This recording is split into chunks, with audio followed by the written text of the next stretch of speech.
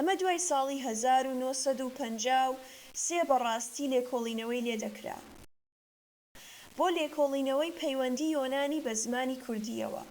بەڕاستی ئەمە کراوە. تەنیا بە پسپۆران لێکۆڵینەوەی لێدەکرا. کتێبی هۆفمان هی ساڵی 1949 ئەوەی لیدل و سکۆت لەوە کۆنترە، بەڵام یۆنانیەکان زۆر فەرهەنگی زۆر کۆنیان هەیە. بۆ نمونە لای ئەوان ئێستا لە سەدەی پێنجەوە تا دە فەرهەنگ هەیە. تەنانەت فەرهەنگی پێشزاینی ساڵی 1500 هەیە. سەیر بکەن لەو سەردەمە نەنووسرا بوون، بەڵام وشەکانی ئەو سەردەمە کۆکرانەوە و نووسران. ئەرێ لە پێش حەزرەتی عیسا لە ساڵی 1500 تا ئەمڕۆ نزیکەی بێ کەم و کوڕی بە کۆپی بچووک گەیشتووە بە ئەمڕۆ 2017. ئەرێ پێشکەوتنی وشەیەک ئێمە دەتوانین هێدی دوای 100 ساڵ، 300 ساڵ، 500 ساڵ تا ئەمڕۆ بە یۆنانی شوێن پێی هەڵبگرین، مادام یۆنانی و زمانەکەی ئێمە خزمن. ئەرێ بە ڕێبازی ڕیشەناسی بەراوردکاری ئێمە دەتوانین لێکۆڵینەوە لەسەر زمانی خۆمان بکەین، کوردی. ئەرێ یەکێک لەمانە وشەی کایە؟ کا وشەی سامانی تورکی. چاندنی گەنم هۆکاری نیشتەجێبوونی مرۆڤ لە خاکدا بوو. مرۆڤی نیشتەجێ کەوتە بەرامبەر یەکتر. بۆ نمونە با لە تەنیشت ڕووبارێک بیر بکەینەوە، ئێرە ڕووبارە، و لە تەنیشتیەوە مرۆڤ دەستی پێکرد نیشتەجێ بێت. کۆمەڵە جیاوازەکان، خێزانە جیاوازەکان دەستیان پێکرد نیشتەجێ بن. پێشتر چۆن بوو؟ پێشتر هەموو خێزانان ژیانێکی نانیشتەجێیان دەژیا. بۆ نمونە لێرە ئاودەوەستان، دوای ئەوەی ئاژەڵانیان ڕاو کرد، خۆراکی خۆیان، فێکی، ڕووەکانیان کۆ کردەوە، دواتر کەمێک پاش دەچون شوێنێکی دیکە. پێشتر ئاوا وەک کۆمەڵە دەژیان، بەڵام ئەم کۆمەڵانە خێزانێک بوون، واتە خزم بوون. بە پەیوەستبوونی خزم کۆمەڵ بوون. ژمارەیان 30-40 کەس بوو. لە 30-40 زیاتر نەدەژیان، چونکە لەو سەردەمەدا منداڵ هێنان و بەخێوکردن ئاسان نەبوو. بۆ نمونە لەبەر نەبوونی خۆراک، ژنان ماوەیەکی زۆر درێژ شیریان بە منداڵانیان دەدا. منداڵەی شیر دەخوات دایک سکپڕ نابێت. بەڵام لە شوێنی خۆراک هەیە، وەک نان، منداڵێک زوو لە شیر دەبڕێتەوە. و ئەم کۆمەڵانە، کۆمەڵی 30 کەسی، هێدی دەستیان پێکرد نیشتەجێ بن لە تەنیشت ڕووبارەکان. دانیشتوان دەستی پێکرد زیاد بێت، چونکە پێشتر ژنێک زۆرترین 2-3 منداڵی دەهێنا، یەکیان لەبەر کەوتن دەمرد، یەکیان لە نێو ئاژەڵە کێویەکان دەمرد، یەکیان لەبەر نەخۆشی. واتە زۆر جار بەخێوکردنی منداڵان. ڕووداوێکی زۆر سەخت بوو. بەڵام ئێستا خاوەنی 1، 2، 3، 4 منداڵ دەبێت. واتە زیادبوونی دانیشتوان هەیە. کۆمەڵانە دەکەونە بەرامبەر یەکتر، و لە نێوانیاندا پەیوەندیەک هەیە. پەیوەندیەکی شارستانی، پەیوەندی شاریان گوند هەیە. لە نێوانیاندا یاسا هەیە. ئەم شوێنە چۆن بەڕێوە دەبردرێت؟ ئەو چۆن بەکاردەهێنن؟ کاتێک یەک بەرامبەر بە یەکی دیکە ستەم بکات، چی دەبێت؟ چۆن دادگایی دەکرێت؟ کاتێک یەک دەکەوێتە کێڵگەی ئەوی دیکە، زیان ببینێت، چۆن دادگایی دەکرێت؟ هەموو ئەمانە واتە یاساییش دیاری دەکەن. بەم شێوەیە شاربوونێک دەستی پێدەکات. با بڵێین گوندێکی بچووک، بە یەکجار نابێت بە شار. واتە کاتێک ئێمە دەڵێین شار، تا پێش زاینی 2000-3000، 500 یان 1000 کەسی نیشتەجێ، شوێنی 1000 کەس تێیدا نیشتەجێ بن، ئێمە پێی دەڵێین شار. ئەو کاتە ئاوا بوو. ئەمڕۆ ئەمە جیاوازە. واتە ئەمڕۆ کاتێک ئێمە شار دەڵێین بە واتایەکی جیاواز دەڵێین. ئەو کاتە جیاواز بوو. بە پێی ڕێژەی دانیشتوان دەڵێن.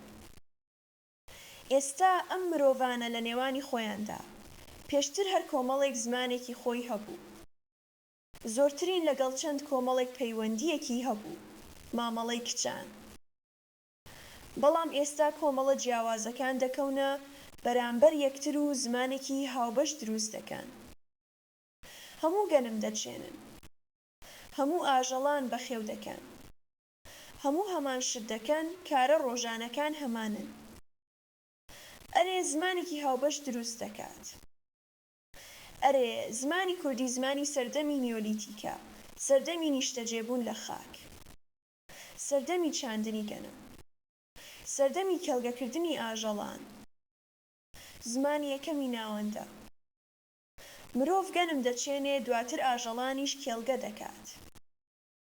بۆچی؟ بۆ نمونە لە سەردەمی سەهۆڵدا ئاژەڵێکی زیندوو گیرە. بچکەکەی. لە زستاندا چی دەدەیتێ؟ خۆراک هیچ شت نییە. تێرکردنی ئاژەڵ کێشەیەکی گەورەیە. بەڵام ئێستا مرۆڤ بە گەنم. بەشی ستون واتە کاسکی دەداتە ئاژەڵ. بەشی سەرەوەش خۆی دەیخوات. بەم شێوەیە بە چاندنی گەنم هەم خۆراکی ئاژەڵ دەردەکەوێت، هەم خۆراکی مرۆڤ دەردەکەوێت، هەم ئاژەڵ تێر دەکرێت. بەمە بە مرۆڤ، بەمەش بە ئاژەڵ. ئەرێ من بۆ تێرکردنی منداڵەکانم، بۆ نەمردن لە برسانە. کاتێک گەنمم چاند، بەڕاستی بۆ ئاژەڵەکانیشم خۆراکێکم چاندووە. و پێویست نییە کاری سەری یەکتریشی بدەم. کا ئەمەیە. کا ئەمەیە. ئەرێ مرۆڤ نیشتەجێبوون لە خاک و کێڵگەکردنی ئاژەڵان یەکەم هەنگاوی بە چاندنی گەنم هاویشت. ئاژەڵ لەکوێ کێڵگەکران؟ بۆ نمونە ئەم ئەنسایکلۆپیدیای منی ئیسپانیایە، جڵدی یەکەم. و لە پەڕەی 43دا ئەمە دەردێنم بۆ ئەوەی ئێوە ببینن کە 43ە. بەرگی کتێبەکە ئەمەیە. ئەمە 24 جلدە. ئێمە سەیری ئەم پەڕەیە دەکەین. چی دەڵێ؟ لێرە دەڵێ لە هیلاڵی بەرەکەت ئەم شوێنە، واتە سەرەتا چاندنی گەنم و جۆ دروست بوو.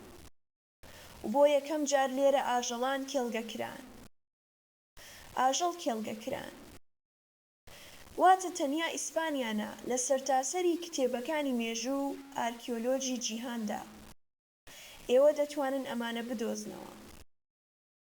من تەنیا وەک نمونەی وێنەیەک ئەمەم هەڵبژاردووە. بە یۆنانیش دەیدۆزیتەوە. و کاتێک هیلاڵی بەرەکەت دەگوترێ، لە سەسادا چایۆنو دێت. شوێنێک بە ناوی هاڵان چەمی دێت. لە سەرەتادا ئەم شوێنانن. و دەڵێ ئاژەڵ لەم سەردەمەدا، واتە لە سەردەمی چاندنی خاک و چاندنی گەنمەوە دەستی پێکرد، ئێمە ئاژەڵانمان کێڵگە کرد. ئێمە تێپەڕی ژیانی نیشتەجێ بووین. و ناوی ئەم سەردەمە چیتر سەردەمی نیۆلیتیکە. سەردەمێکی نوێ دەستی پێکرد. مرۆڤ چیتر وەک پێشتر ڕاو کۆکردنەوە ناکات. خۆراکە ئامادەکانی سروشتی دەهێنن و دەخۆن و ڕاو دەکەن. ڕاویش دەکەن. بەڵام خۆراکی سەرەکی ئێستا گەرەنتیە. چونکە شوێنێک دەچێنن و ئاژەڵانیان کێڵگە کردووە. لە چەرمی ئاژەڵ، لە خۆریەکەی، لە گۆشتی، لە شیری، لە شەشەرمی، لە مەشک، واتە لە هەموو سوود وەردەگرن. و لێرە لیستێک هەیە. بۆ نمونە دەڵێ بەراز لە ئەناتۆلیای باشوور باکووری کوردستان لە 8,000 ساڵدا کێڵگە کراوە. هەمان شت ئێمە لە سەرچاوە تورکیەکانیشدا دەدۆزینەوە. بۆ نمونە بۆ مەڕیان پەز و بزن، هەمان دەڵێ لە 8,000 ساڵدا کێڵگە بوون. بێگومان خۆری پەس بە تایبەتی زۆر گرنگ بوو. گۆشتیشی زۆر گرنگ بوو، بەڵام تا ئەوەی خۆریەکەیان وەک جل دروست کرد و لێیان کرد. لە سەرەتادا چەرمی بە خۆیان هەڵدەکێشا و لێیان دەکرد. دواتر لەو پارچەیان دروست کرد و لە پارچە دەستیان بە دروستکردنی جل کرد. ئەم پرۆسەیە واتە خۆریەکە وەک پارچە دروستکردن، لە پارچە جل دروستکردن، لە جل جلوبەرگ. شتی سەری خۆی ئێمە لە سیمیناری داهاتوودا بە فراوانی ئامادە دەکەین. بە شێوەیەکی زۆر فراوان و وردبینانە ئێمە ئامادە دەکەین و پێشکەشی ئێوەی دەکەین. ئێمە بۆ ئێوە بە شێوەیەک کە ئێوە قایل بکەین. زۆر بە فراوانی دەگێڕینەوە. وەک ئەمڕۆکا بە فراوانی دەگێڕینەوە، ئاوا ئەمانیش دەگێڕینەوە. ئەرێ دەڵێ شوێنی نیشتەجێبوونی یەکەم ئەمەیە. یەکەم جار گەنم و جۆ لێرە چێنران. ئاژەڵ لێرە کێڵگەکران دەڵێ. ئەم ئاژەڵانەی ئێوە دەیبینن. ئەسپ کەمێک زیاتر لە ڕۆژهەڵاتەوە دێت. لەکوێوە؟ لە باکووری ڕۆژئاوای پاکستان و ئەفغانستان وەک شوێنێکی ئاوا. ئێمە ناوی ئەمانیش یەک بە یەک دەبینین. تەنانەت ناوی ئەم ئاژەڵانیش ئێمە یەک بە یەک دەکۆڵینەوە. مرۆڤ چیتر؟ چاندنی گەنم. کاتێک ئاژەڵانی بەخێو کرد. لە دەستیدا گۆشت هەیە، شیر هەیە. شوێنێک بۆ دانانی شیریان لێگەڕان. بەم شێوەیە قاپ و کوپیان دروست کرد. دایدەنێن مەشک. مەشک بە کوردی پێی دەگوترێت. من کوردیەکەی دەڵێم. بۆ هەژاندنی شیر بەکاردەهات. بۆ هەژاندنی مەست بەکاردەهات و ئاو شەرابی تێیدا دادەنرا. چیتر یەکێک لە قاپە یەکەمەکانە. تەنانەت یەکێک لە قاپە یەکەمەکان سکی ئاژەڵە. سکیەتی. سکی ئاژەڵان. ئاژەڵ بە کوردی واتای حەیوان دێت. سک. ساک و شتی ئاوا لێرەوە دێت. ئێمە دواتر دەڵێین ئەرێ مرۆڤ بۆ یەکەم جار لێرە. دوای ئەوەی تێپەڕی ژیانی نیشتەجێ بوون. دوای ئەوەی خاکی چاند. خۆراکی خۆی گەرەنتی کرد. دوای ئەوەی ئاژەڵانی بەخێو کرد. دوای ئەوەی پەیوەندیەک لە نێو مرۆڤاندا دروست بوو. دەستی کرد بە پێشخستنی زمانی خۆی. چیتر زمانێک لە بوونی زمانی کۆمەڵێکەوە دەرکەوت. بۆ زمانی هاوبەشی هەمووگەڵ. گوند. شار و شارە دراوسێکان. چیتر نیشتەجێ یەک دەچێتە لای یەکی دیکە و مامەڵە دەکات. لە کەناری ئاو لە دیجلە و فورات بازرگانی دەکرێت. یەک لە یەکی دیکە شتێک وەردەگرێت. یەکی دیکەش لە یەکی دیکە شتێکی دیکە وەردەگرێت. ئەرێ زمانێکی هاوبەش پێک دێت. ئەرێ هۆکاری ئەوەی ئەم وشەی کا لە ڕیشەیەکی هاوبەشەوە دێت ئەمڕۆ ئەمەیە. باشە ئایا یۆنانیەکان ئەم کاییان لە ئێمە وەرگرتووە؟ یان ئێمە لە ئەوانمان وەرگرتووە؟ ئەگەر ئێوە بپرسن، سەلماندنی ئەمەش زۆر ئاسانە. لەکوێ گەنم یەکەم جار چێنراوە؟ وشە لەوێوە وەرگیراوە. واتە ئەو کەسانەی لە باکووری میزۆپۆتامیا لە خاکی کوردستانی ئەمڕۆ گەنمیان چاندووە گوتیان با ئارام بگرین، با ناوێکی لێ نەنێین. با یەکێک لە یۆنانیستان یان هیندستانەوە بێت و ناوی پێمان بدات. ئەوانەیان گوت. ناویان لێنا. کایان وت. تەنانەت هێدی بووە کاکی. هێدی بۆ واتای دیکە. گۆشتی شیرین. ئێمە ئەمانیش دەبینین. ئێستا مرۆڤ ئاوا بیر دەکاتەوە. لە سەردەمی نیۆلیتیکدا ئێمە بە نیشتەجێبوون لە خاک و کێڵگەکردنی ئاژەڵان و چاندنی گەنم بەڕاستی هەم خۆراکی خۆمان هەم ئاژەڵانمان گەرەنتی کردووە. باشە خوشک و برا بێچاندنی گەن و بێ کێڵگەکردنی ئاژەڵان ئەم ئاژەڵانە چیان دەخوارد؟ ڕاو دەکەن، کۆ دەکەنەوە. ئاوا خۆراکی باشیان نەبوو، بەڵام کێڵگەکردنی ئاژەڵان زۆر شتی گۆڕی. لە ڕۆنەوە تا ماست، لە دەوە تا پەنیر، چیتر لە دەستیاندا قاب بۆ دانانی ئەمانە هەیە. هێشتاش لە کوردستان پەنیر و شتی دیکە لە تولومی چەرمدا دادەنرێت. ئێوە دەزانن. مرۆڤ گوتی من ئەمەم هەم بۆ خۆم، هەم بۆ ئاژەڵی خۆم چاند. بەڵام لە سەرەتادا بۆ خۆم چاند. بینین کە بە بەخێوبوونی ستوونی ئەمە دەتوانم ئاژەڵانیش بەخێو بکەم. چی کرد؟ برد. لە کێڵگە گەنمی چاند. ئەم گەنمەی چاند. دوای ئەوە ئەمەی دووری و هێنای. بەشی کاسکی و کاییدایە ئاژەڵ، بەشی دیکەی بەخۆی خوارد. ئاژەڵ ئەمەی دەخوارد و پیسایی خۆی دەکرد. بەڵام ئەم زبڵی ئاژەڵ بۆ نمونە هی بزن. پەز، چێل و مانگا هێنای و دیسان دەیدا بە کێڵگە. ئەرێ گۆڕانێک هەیە. واتە ڕووداوێکی سەرنجڕاکێش. ئاوا من دەدەم بە ئاژەڵ. ئاژەڵ دەیخوات. پیسایی خۆی دەکات. ئەمە دەهێنم و دەیدەم بە کێڵگە.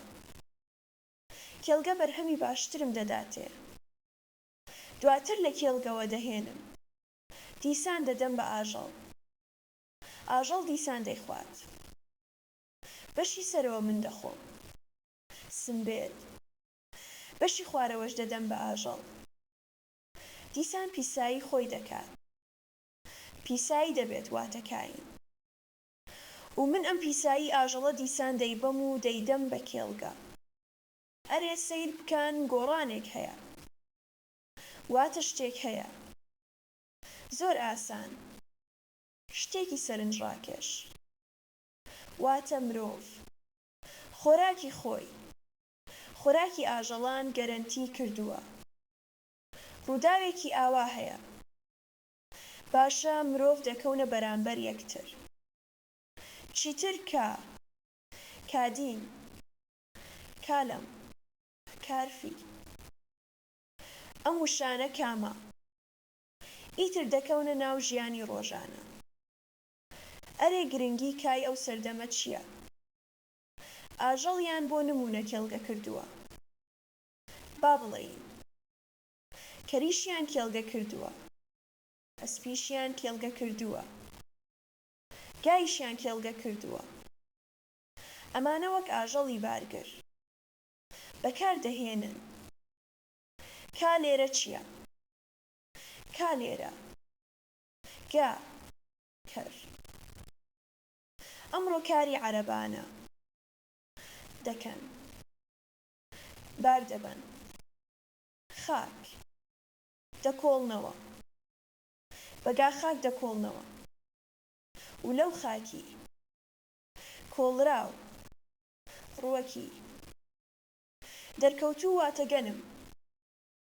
بەشی ڕێک دەدەن بەگا. گا تێر دەکەن لە زستاندا. چیتر کاتێک زستان دێت.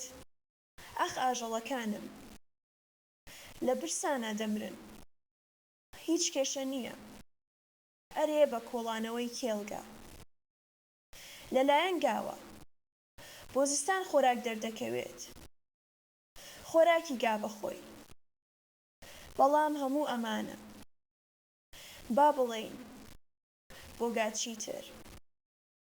هەم بۆ مرۆڤ، هەم بۆ گا. ئەمە بۆ گا. وەک پێترۆڵ، گاش. وەک ئامێرێکی گەیاندن. وەک دار. وەک ئامێر واتە وەک بارهەڵگرێک. وەک عەرەبانە. بەڵام عەرەبانەی ئەمڕۆ بەنزین دەخوات. عەرەبانەی ئەو سەردەمە کای دەخوارد؟ ئەرێ بۆ مرۆڤ. ئەمڕۆ گرنگی کا؟ واتە سامان کاتێک بە قەدەر بەنزین گرنگ بوو ڕووداوێکی زۆر گرنگ و مرۆڤ شتی چاندراو لە کێڵگەدا شتی چاندراو لە کێڵگەدا گەنم دەیدورێتەوە و دەیهێنێتە ماڵ دەیدورێتەوە و دەیهێنێتە ماڵ لەکوێ دایدەنێت کا دایدەنێت لە کادین کادین ئێمە کەمێک پێشتر نووسیمان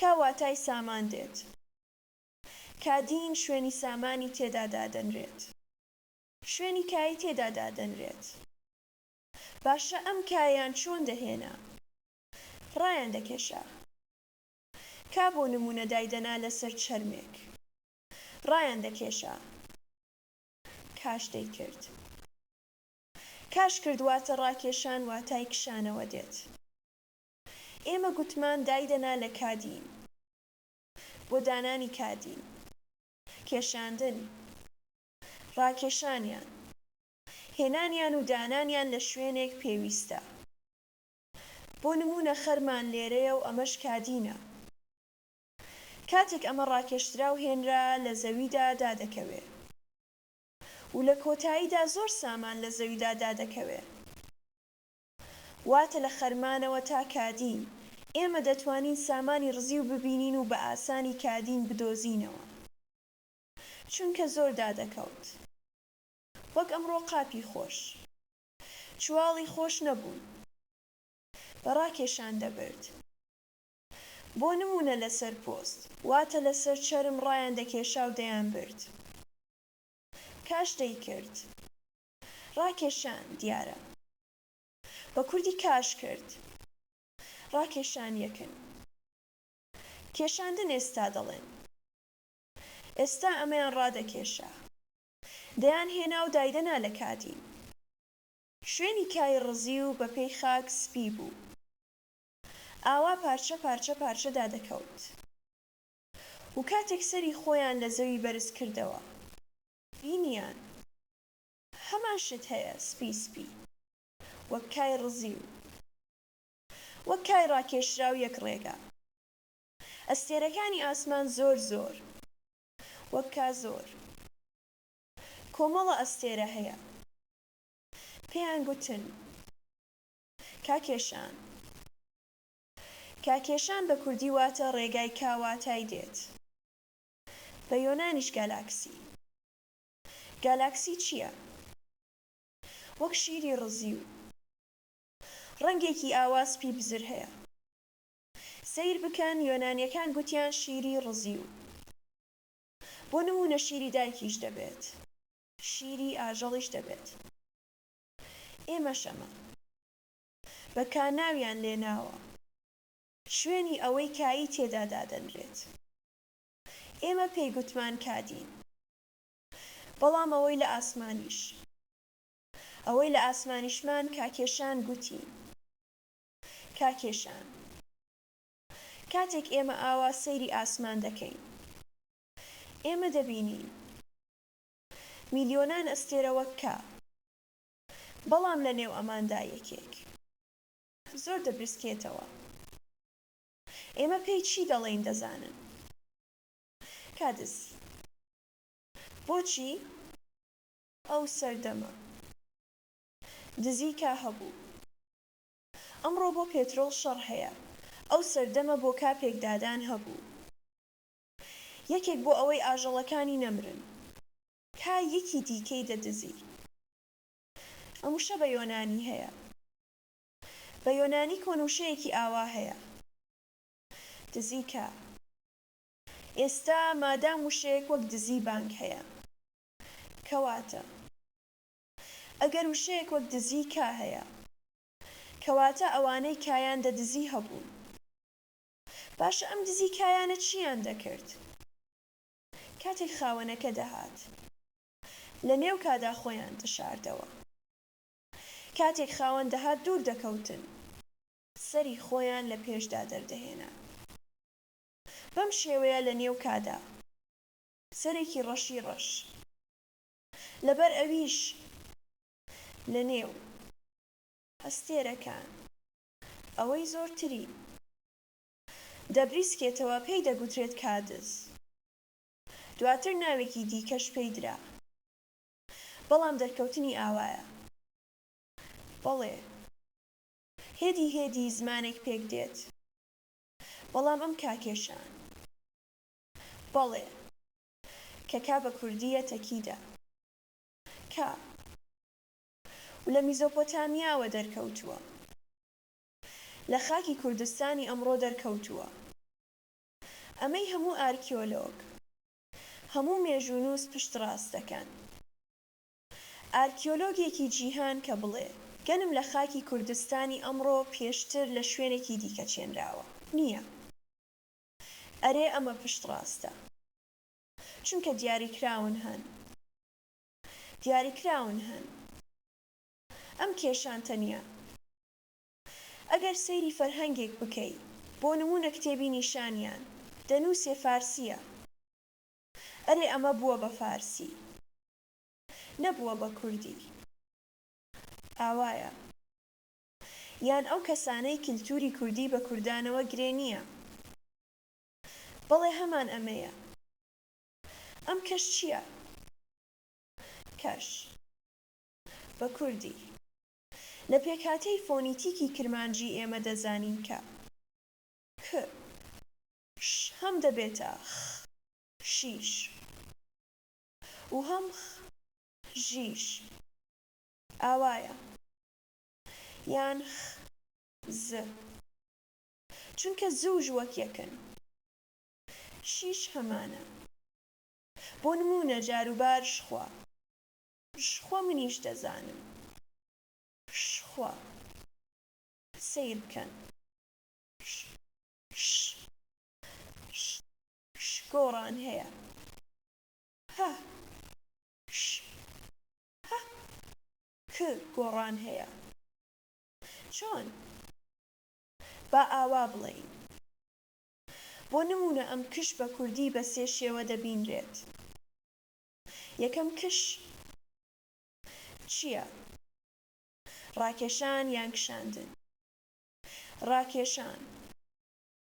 ئاوا ناڵێین، هەروەها ئاوا دەنووسم. ڕاکێشان کشاندن واتای ڕاکێشان دێت. ئەرێ کش لێرەیە، لێرە کێشە. کێشیش بە کوردی هەیە، کێشاندنیش هەیە، کاشیش هەیە. هەموو لە هەمان ڕیشەن. بنکەی کش کاش کرد. هەموو لە هەمان ڕیشەن. ئەرێ بەو شێوەیە گوترا کە فارسی بووە، زۆر کەفدارە. بە کوردی ئێوە دەتوانن زۆر وشە پەیوەستی ئەمە بدۆزنەوە، فەرهەنگ بکەنەوە، ببینن ئێوە زۆر سەرسام دەبن. واتای دیکە کشاندن کەواتە کاشکردن. ڕاکێشان. کێشاندن بەچی دەبوو؟ بە ڕاکێشان دەبوو، بە کشاندن دەبوو، بە ڕاکێشان دەبوو. ئەرێ لە کاشکرد کشاندن واتە بنکەی خش لێی هاتووە. کش بۆ خش. بۆ نمونە خش ئەم هەردوو بنکە هاوبەشن، لە یەکتر دێن. بۆ نمونە خشکرد دیسان واتای ڕاکێشان، خلیسکان دێت.